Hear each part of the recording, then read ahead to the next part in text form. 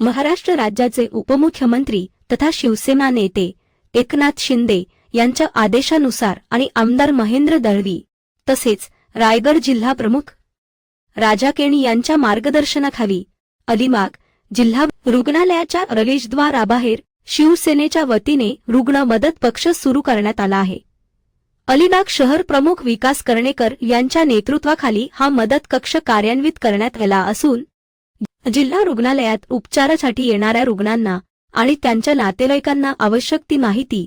मार्गदर्शन व तातडीचे सहकार्य उपलब्ध करून देण्याचा या उपक्रमाचा मुख्य उद्देश आहे। या मदत कक्षामार्फत रुग्ण व त्यांच्या नातेवाईकांना आवश्यक माहिती, विविध विभागांचे मार्गदर्शन, शासकीय योजनांबाबत प्राथमिक माहिती तसेच गरजेनुसार शक्य ती सर्वतोपरी मदत उपलब्ध करून दिली जाणार आहे। हा मदत कक्ष तास कार्यरत राहणार असून शहर प्रमुख विकास कर्णेकर आणि त्यांच्या सहकाऱ्यांची संपूर्ण टीम सेवेसाठी तत्पर राहणार आहे। अलिबाग हे मुख्यालय असल्याने जिल्ह्यातील दुर्गम आणि ग्रामीण भागांसह विविध तालुक्यांतून दररोज मोठ्या संख्येने रुग्ण उपचारासाठी जिल्हा रुग्णालयात दाखल होतात।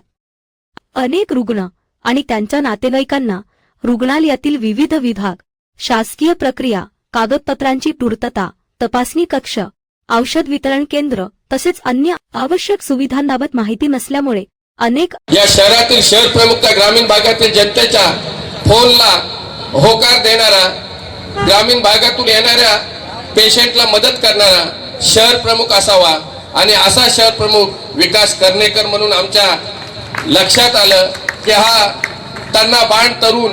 या अलिबाग नगरपालिकामध्ये कुठेतरी शिवसेनेचा झेंडा डौलाने फडकवेल यासाठी आमदार महेंद्र शेठ दळवी यांच्या पारख करून या शहराची जबाबदारी विकास कर्णेकर आणि त्यांच्या पुऱ्या टीमवर दिलेला आहे। हे सगळ्या गोष्टींच्या पलीकडचं काम असतं, कारण येणारा इथे पेशंट असेल तो त्या ज्या धाटणीने या ठिकाणी पोहोचतो आणि मग त्याची व्यवस्था करणं किंवा सरकारी हॉस्पिटलच्या अधिकाऱ्यांना सांगणं, डॉक्टरांना सांगणं आणि त्याची तिथे व्यवस्था करणं ही काळाची गरज आहे। विशेषतः ग्रामीण भागामधून जे आपले पेशंट या ठिकाणी रात्री आपल्याकडे येतात आणि त्यावेळेला त्यांना खरं मदतीची गरज असते आणि मग विकासच्या माध्यमातून त्यांना मदत परिपूर्ण मिळेल, कारण मला माझी खात्री आहे, कारण मी 17-18 वर्षाच्या वयापासून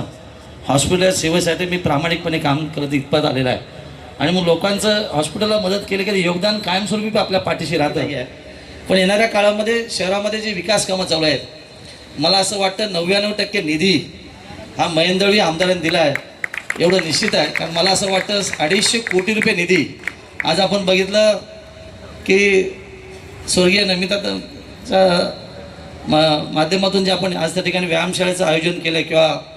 क्रीडा संकुल उभं केलं आहे त्याला देखील निधी मी त्या ठिकाणी दिला आहे, किंवा इथे ॲक्वारिझमचं काम सुरू आहे त्याला देखील निधी दिला आहे, पाणीपुरवठा निधी दिला आहे, गटार व्यवस्था निधी दिला आहे। म्हणजे अलिबागच्या सर्वांगीण विकासाला खऱ्या अर्थाने मदत करण्यासाठी मी 250 कोटीहून अधिक निधी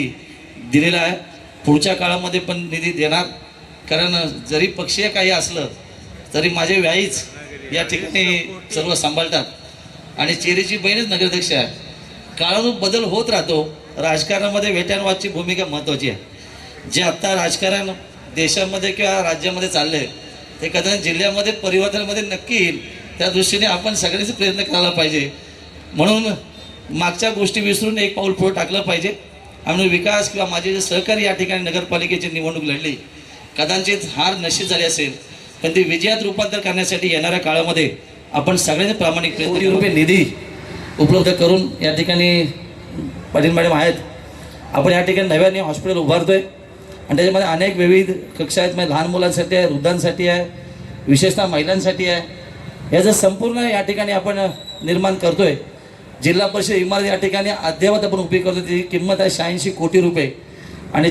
या हॉस्पिटलची संपूर्ण कॉस्ट आहे विथ इक्विपमेंट 425 कोटी रुपये। ही साधी गोष्ट नाही आहे, पण राजा बोलला ते खरं आहे, राजाने जिल्हा प्रमुख म्हणून खंत मांडली ती खरी आहे की छोटे छोटे पक्ष इथे या ठिकाणी आहेत, विशेषतः संपत आलेत तरी पण त्यांचे कार्यकर्ते आपला लोगो त्यांच्या गाडीवरती लावतात, आपला फोटो पक्षाच्या नेत्याचा लावतात, पण आपल्या पक्षामध्ये हे दिसत नाही आहे, ते लावले पाहिजे, कारण आपण 24 तास कार्यरत असणारी मंडळी आपण निश्चित आहोत। म्हणून राजाच्या त्या प्रश्नाला मी दुजोरा निश्चित